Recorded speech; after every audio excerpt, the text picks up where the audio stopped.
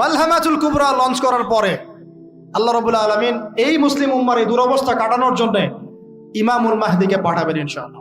এরপর শাম থেকে একটা বাহিনী তার সাথে যুদ্ধ করতে আসবে। আল্লাহ পাক তাদেরকে মক্কা মদিনার মাঝখানে বাইদা নামক জায়গায় ধসিয়ে দিন, ধসে যাবে, সব আসতে পারবে না। তারপরে বনু কালব নামে একটা গোত্র থাকবে আরবে, ওই কালবের সাথে ইমাম মাহদি যুদ্ধ হবে, ইমাম মাহদি জয়লাভ করবেন ইনশাআল্লাহ। কোত্থেকে আসবেন? নবীজি বলছে যখন দেখবে খোরাসান থেকে ব্ল্যাক ফ্ল্যাগস গুলো বের হয়ে গেছে, এভাবে আসছে হাদিসে, বরফের উপরে সাঁতার কেটে হলেও তাদের সাথে যোগ দিও। ওই সময় ওয়ার্ল্ডের অবস্থা কেমন থাকবে আমরা জানি না, হাদিসে এভাবে আছে। নবীজি বলেছেন খোরাসান থেকে যে মুজাহিদিনরা বের হবেন তাদেরকে কোনো বাহিনী পরাস্ত করতে পারবে না, এমনকি তারা জেরুজালেম পর্যন্ত পৌঁছে ওটাকে জয় করবে। হাদিস আসছে, কিছু করার নেই। হাদিস সহিহ না জয়ীফ না জাল, ওলামায়ে কেরামকে জিজ্ঞাসা করে নিন, এটা হাদিসে আছে, কিছু করার নেই। পৃথিবীর ভবিষ্যৎ লেখা হয়ে গেছে। ইমামুল মাহদি এখান থেকে মদিনা থেকে তিনি পালিয়ে চলে আসবেন মক্কায়। তিনি নেতৃত্ব নিতে চাইবেন না, মানুষ জোর করে তাকে নেতৃত্ব দিবে। হাজার আসওয়াদ এবং মাকাম ইব্রাহিমের মাঝখানে তার হাতে বায়াত নেওয়া হবে। কতজন বায়াত নেবেন? 313 জন। 300। এরপর শাম থেকে একটা বাহিনী তার সাথে যুদ্ধ করতে আসবে। আল্লাহ পাক তাদেরকে মক্কা মদিনার মাঝখানে বাইদা নামক জায়গায় ধসিয়ে দিন, ধসে যাবে, সব আসতে পারবে না। তারপরে বনু কালব নামে একটা গোত্র থাকবে আরবে, ওই কালবের সাথে ইমাম মাহদি যুদ্ধ হবে, ইমাম মাহদি জয়লাভ করবেন ইনশাআল্লাহ। তারপরে তিনি সারা ওয়ার্ল্ডটাকে আবার রুল করা শুরু করবেন। হাদিসে আসছে তিনি গুনে গুনে গনিমতের মাল দিবেন না, মুষ্টি ভরে ভরে মুসলমানদেরকে দান করবেন ইনশাআল্লাহ। তারপরে বের হবে মাসিহুদ দাজ্জাল মানুষের রূপে, ওই যে 4টা জায়গার কথা বললাম, সে বের হবে ইত্যাদি ইত্যাদি। এবার সে মানুষের রূপ ধরে আমাদের সমাজে প্রবেশ করবে এবং তার অনুসারীদেরকে নিয়ে ম্যাসাকার করা শুরু করবে। কিন্তু মুসলিমদের মধ্যে একটা বাহিনী শেষ পর্যন্ত তার সাথে যুদ্ধ করতে থাকবে, শেষ পর্যন্ত। লা তুকাতিলুনাল ইয়াহুদ, এমনকি গাছের পিছনে ওরা লুকালেও আল্লাহ নবী বলছেন যে গাছ পাথর কথা বলবে, আমার পিছনে আছে, এসো মেরে যাও। হতে হতে হতে হতে যখন মুসলিমরা একটু কোণঠাসা, আল্লাহ পাক পাঠাবেন আসমান থেকে ওই মাসিহকে, যে মাসিহকে তারা চিনতে পারে না। আর ওরা যাকে মাসিহ মনে করছে, তাহলে এই মাসিহটাকে এই মিথ্যা মাসিহুদ দাজ্জাল। কথা বুঝতে পারছেন? তাহলে সবচেয়ে বড় প্রতারণার শিকার কারা হচ্ছে? এই ইহুদিরাই। এই বিশ্বের সবচেয়ে বড় প্রতারণার শিকার তারাই হচ্ছে। মাসিহুদ দাজ্জাল ওদেরকেই প্রতারণা করছে, বুঝতে পারেননি কথা? ওদের সাথেই সবচেয়ে বড় প্রতারণা হচ্ছে। ওরা মনে করছে এই সত্যিকারের মাসিহ, সে আসলে আমরা বিশ্ব রুল করবো। বিশ্ব সত্যিকারের মাসিহ নয়। ঈসা ইবনে মারিয়াম আসবেন কিভাবে সেটাও এসেছে। 2 জন ফেরেশতার কাঁধে ভর দিয়ে তিনি নামবেন শাম অর্থাৎ সিরিয়ার দামেস্ক শহরের মধ্যে। কোন শহর? দামেস্ক। এই জায়গাগুলো খুব বরকতময়। আল্লাহ নবী দোয়া করেছেন, আল্লাহ শামে বরকত দাও, আল্লাহ ইয়েমেনে বরকত দাও, আল্লাহ শামে বরকত দাও, আল্লাহ ইয়েমেনে বরকত দাও। আর মুসলমানরা বলছিল, আল্লাহ রসুল আমাদের নাজদেও বরকত দিতে বলেন, আমাদের নাজদেও বরকত দিতে বলেন। আল্লাহ নবী বলছেন যে নাজদে বরকত না, বরং ওখান থেকে ভূমিকম্প বের হবে, ওখান থেকে শয়তানের শিং বের হবে। চিন্তা করে, ওই যে বললাম নাজদিরা তুর্কিদের বিরুদ্ধে যুদ্ধ করেছিল, অটোম্যান এম্পায়ারের বিরুদ্ধে যুদ্ধ করেছে ব্রিটেনের সাথে হাত মিলিয়ে। ওরাই এখন সারা বিশ্বে, বাংলাদেশে এদের লেসপেন্সার আছে বহুত, বাংলাদেশে এদের বহুত লেসপেন্সার আছে। তারা বলে, ওই যে দেখবেন যে যখনই আমরা এগুলো নিয়ে আপনাদেরকে সচেতন করতে চাই, মানে এরা তো খারাজি হয়ে গেছে, উগ্র হয়ে গেছে, এই হয়ে গেছে, সেই হয়ে গেছে, এভাবে করে গভর্নমেন্ট প্রশাসন সবার কাছে আমাদেরকে বিতর্কিত করার চেষ্টা করে। অথচ আমরা কি কারো শত্রু? আমরা কি এই আলোচনাগুলো করে ওয়ার্ল্ডের প্রেক্ষাপট বদলাতে পারবো? পারবো না। কিন্তু আমাদের প্রজন্মকে আমরা জানাতে তো পারবো, যাতে তারা আত্মবিশ্বাসী হয়ে গড়ে ওঠে যে আমরা এই নতজানু মনোভাব নিয়ে পৃথিবী থেকে যাবো না ইনশাআল্লাহ। আমরা পৃথিবী থেকে মাথা উঁচু করেই যাবো ইনশাআল্লাহ। মুসলিমদের হাতেই বিশ্বের বিজয় লেখা আছে, আস্তে আস্তে বিশ্ব ওদিকে যাবে, এটা তো তাদেরকে জানতে হবে। আমরা তাদেরকে জানাচ্ছি মাত্র। তো নাচ থেকে বের হবে শয়তানের শিং, এটা বলা হয়েছে। যাই হোক, এখন ঈসা ইবনে মারিয়াম আসবেন এই সিরিয়ার দামেস্ক। চুল দিয়ে টপ টপ করে পানি পড়তে থাকবে, মুক্তা ঝরছে এরকম পানি। তার নিঃশ্বাস যতদূর পর্যন্ত যাবে ততদূর পর্যন্ত কাফেররা মরতে থাকবে। সুবহান। এমনকি তিনি খুঁজতে খুঁজতে দাজ্জাল পর্যন্ত আসবেন।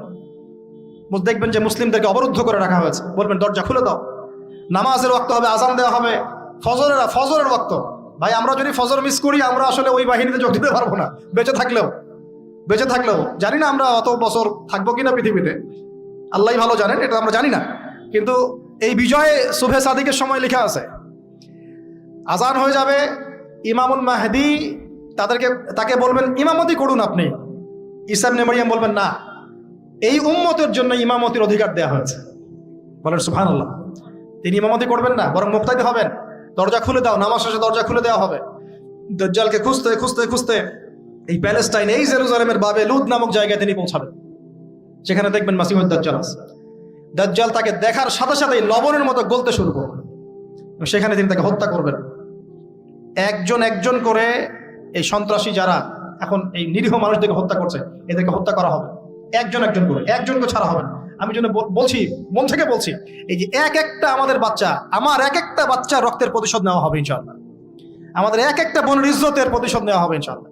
এক একজন ভাইকে যে বুলেট ছোড়া হয়েছে এর প্রতিশোধ নেওয়া হবেই হবে ইনশাআল্লাহ। কে নিবেন? ওই যে বললাম, আপনি পারছেন না, আপনি হয়তো বলছেন দোয়া করছেন এতটুকু পর্যন্তই, ইনশাআল্লাহ তাআলা আল মাহদি আর ঈসা ইবনে মারিয়াম সেটা করে দেখাবেন। তারপরে সেখান থেকে তিনি ইসলামী খেলাফা রিস্টোর করবেন, উর্বর হবে মাটি, সবুজ শ্যামল, বৃষ্টিপাত বেশি হবে, এগুলো হতে থাকবে। এর মাঝখানে আবার ইয়াজুজ মাজুজ বের হবে। ইয়াজুজ মাজুজ বের হওয়ার পরে পৃথিবী ম্যাসাকার করবে। তারা এমনভাবে পৃথিবীতে ম্যাসাকার করবে যে ঈসা আলাইহিস সালাম এবং তার অনুসারীরা তুর পাহাড়ে গিয়ে লুকাবেন, আত্মগোপন করবে, এবং তাবারিয়া হ্রদের পানি তারা খেয়ে ফেলবে। পরের দল এসে বলবে কোনো এক সময় মনে হয় এখানে পানি ছিল, মানে পানি সব খেয়ে সাবার করে ফেলবে। আর বুঝতে পারছেন? ঈসা আলাইহিস সালাম দোয়া করবেন, আল্লাহ এই আযাব থেকে আমাদেরকে তুমি বাঁচাও। আল্লাহ পাক তখন তাদের ঘাড়ের মধ্যে একটা ভাইরাস দিয়ে দিবেন, ভাইরাস, পোকা ভাইরাস। এক ভাইরাসের সব ইয়াজুজ আর মাজুজ শেষ। এরপরে পৃথিবীতে বৃষ্টি বর্ষণ শুরু হবে। আল্লাহ পাক কোথা থেকে জানি পাখি পাঠাবেন, ওই যে আবাবিল পাখি পাঠিয়েছিলেন না, এরকম কোথা থেকে পাখি পাঠাবেন, বড় বড় নখওয়ালা। এরা ওদের দেহগুলো উঠাবে, মহাবিশ্বের কোথাও গিয়ে ফেলে দিবে, জানি না আমরা কোথায় ফেলবো। এগুলো রূপকথা মনে হচ্ছে না অনেকের কাছে, এগুলো সত্য, হাদিসে আসছে, একটা একটা শব্দ সত্য। এরপর 40 বছর এভাবে চলে যাবে, ঈসা আলাইহিস সালাম ইন্তেকাল হবে। তারপরে হাদিসে আসছে মানুষ আবারও খারাপ হওয়া শুরু করবে, এত খারাপ হবে, এত জঘন্য হবে যে আল্লাহ শব্দটা বলার মতো একটা মানুষ আর পৃথিবীতে থাকবে না। একটা মিষ্টি মৃদু একটা বাতাস আসবে, এই বাতাস মুমিনদের বগলের নিচ দিয়ে প্রবাহিত হবে, এবং যার অন্তরে এক সরিষা দানা পরিমাণ ঈমান আছে, ওই বাতাসে তার জান কবজ হয়ে যাবে। বাকি থাকবে সব এই যে গরু, ছাগল, হাঁস মুরগির মতো মানুষ, গবাদি পশু। আল্লাহ বলার মতো মানুষ নাই, রাস্তা মরে মরে জেনা করবে। এটা আরো অনেক পরের কথা, অনেক পরের কথা। আমরা ওই যুগ দেখতেও চাই না, বাঁচতেও চাই না ওই যুগে, তাই না ভাই? আল্লাহ পাক বলছেন এরপরে, আল্লাহ রাসূল সাল্লাল্লাহু আলাইহি ওয়াসাল্লাম বলছেন এরপরে একদিন সকালে হঠাৎ করে দেখবে কেনা বেচা করতে করতে, কথা বলতে বলতে, পানি পান করতে করতে, খাবার খেতে খেতে এই যে পশ্চিম দিক থেকে সূর্য উঠে গেছে। তার মানে কি ওই দিন কিয়ামত হয়ে যাবে, এবং এটা এত ফাস্ট হবে, এত দ্রুত হবে। আল্লাহ রাসূল সাল্লাল্লাহু আলাইহি ওয়াসাল্লাম বলেছেন যে কেউ বাসায় ফিরে যাবে, আহাল পরিবারের সাথে একটা দেখা করবে, এই সুযোগ পাবে একদম ইনস্ট্যান্ট ডেট। একটা বজ্রনীনাদ, প্রচন্ড মানে শব্দ, এর বিকট একটা শব্দে পুরো মহাবিশ্ব তোলপাড় সৃষ্টি হয়ে যাবে, একদম শেষ। এই হলো সিঙ্গার প্রথম ফুক, শেষ, সব ডেট। এই যে আমাদের এত বাহাদুরি, এত কিছু সব শেষ, মানে পৃথিবী আস্তে আস্তে ওর শেষের দিকে যাচ্ছে। এগুলো ভাই বিশ্বাস করেন, পৃথিবীর সমস্ত সংগঠন, জালেম, কাফের, ফাসিক, মুশরিক, মুনাফিক যা আছে পৃথিবীতে, একত্রিত হয়েও এই সত্যটাকে কেউ টলাতে পারবে না। আমরা সারা মুসলমানরা মিলেও যদি এই সত্যটাকে টলাতে যাই, পারবো না। মানে আস্তে আস্তে আলটিমেট গোল এটাই পৃথিবীর। এরপরে কিয়ামত, তারপরে তো আপনারা জানেন কি হচ্ছে, ফামান ইয়ামাল মিসকালা যাররাতিন খায়রান ইয়ারাহ, এক চুল পরিমাণ যদি ভালো কাজ কেউ করে থাকে তাকে সেটা দেখানো হবে। ওয়া মান ইয়ামাল মিসকালা যাররাতিন শাররান ইয়ারাহ, এক চুল পরিমাণ খারাপ কাজ আমরা কেউ করে থাকলে দেখানো হবে। তবে যারা লা ইলাহা ইল্লাল্লাহ এই তাওহীদের উপর থাকবে, যত বড় গুনাহ করুক না কেন আল্লাহ মাফ করে দিবেন ইনশাআল্লাহ, ইনশাআল্লাহ। কারণ আমাদের জন্য নবী সাল্লাল্লাহু আলাইহি ওয়াসাল্লাম সুপারিশ করবেন। তাই বলে কি আমরা গুনাহ করতে থাকবো এখন? এটা নবী সাল্লাল্লাহু আলাইহি ওয়াসাল্লামের শান, তার মর্যাদা। আল্লাহ রাসূল সাল্লাল্লাহু আলাইহি ওয়াসাল্লাম এই কথা বলে গিয়েছেন যে কবিরা গুনাহগার মুসলমানদের জন্য আমি সুপারিশ করব। তাওহীদের উপর যারা থাকবে ইনশাআল্লাহ জান্নাত, শিরকে থাকলে, কুফরিতে থাকলে জাহান্নাম ছাড়া কোনো গতি নাই। এই হলো পৃথিবীর শেষ। আমরা তো জান্নাতে যেতে চাই কি চাই না ভাই? তাহলে এখন আমরা জানি যে এই অবস্থা কেন হচ্ছে, কেন জেরুজালেম নিয়ে এত কিছু হচ্ছে, কেন ওখানে ওরা এত অত্যাচার করতেছে। ওরা কি চায়? ওরা চায় এই জায়গা শুধু না, পুরো হোলি ল্যান্ডটা দখল করতে চায়।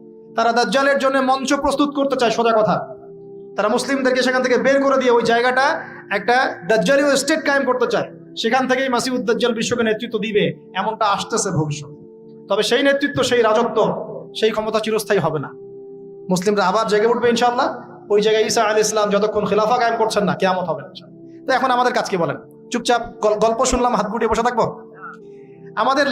আমাদের ক্ষমতার মধ্যে আমরা কি করতে পারি? আমরা কি প্রত্যেক 5 ওয়াক্ত নামাজে আমাদের ভাইদের জন্য দোয়া করতে পারি? পারি কি না ভাই? পারি কি? খাবো কিভাবে ভাই? আমাদের ভাইরা পানি পাচ্ছে না, আমাদের বোনরা ওখানে বাচ্চার লাশের টুকরো নিয়ে দৌড়াদৌড়ি করতেছে, ওদের খাবার বন্ধ করে দেওয়া হয়েছে, পানি বন্ধ করে দেওয়া হয়েছে, ইলেকট্রিসিটি নাই, ইন্টারনেট নাই, বম্বিং এরকম একটা অবরুদ্ধ করে একটা এতটুকু জায়গার মধ্যে 22 লক্ষ মানুষকে অবরুদ্ধ করে বম্বিং করা হচ্ছে। কিভাবে খাবো আমরা? এটা আপনি ব্যথিতও না হতে পারি, তাহলে আমার মধ্যে ইমানের আর কি বাকি আছে? আমাদের সুযোগও নাই যে আমরা সবাই 10-20 টাকা করে তুলে রাষ্ট্রীয়ভাবে একটা বড় তহবিল পাঠাবো, সেই সুযোগটাও আমাদের কাছে বন্ধ করে দেওয়া হচ্ছে। পারবেন না আপনি, এখানে অনেক প্যাচ আছে, এখানে অনেক মাইর প্যাচ আছে, অনেক ব্যাপার স্যাপার আছে, ওয়ার্ল্ড অ্যাফেয়ার্স, এগুলো আপনারা বুঝবেন না।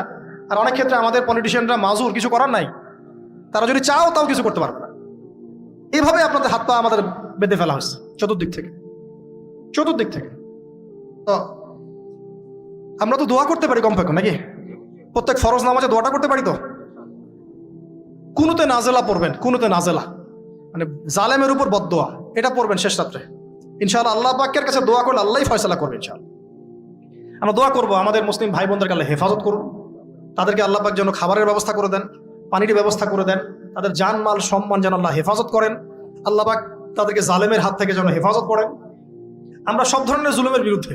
অন্যায়ভাবে কোনো অমুসলিমকে হত্যা করা যায় আছে? নাই। এখানে অনেকে অনেক প্রশ্ন তোলেন, আমার একটা প্রশ্নের উত্তর দেন।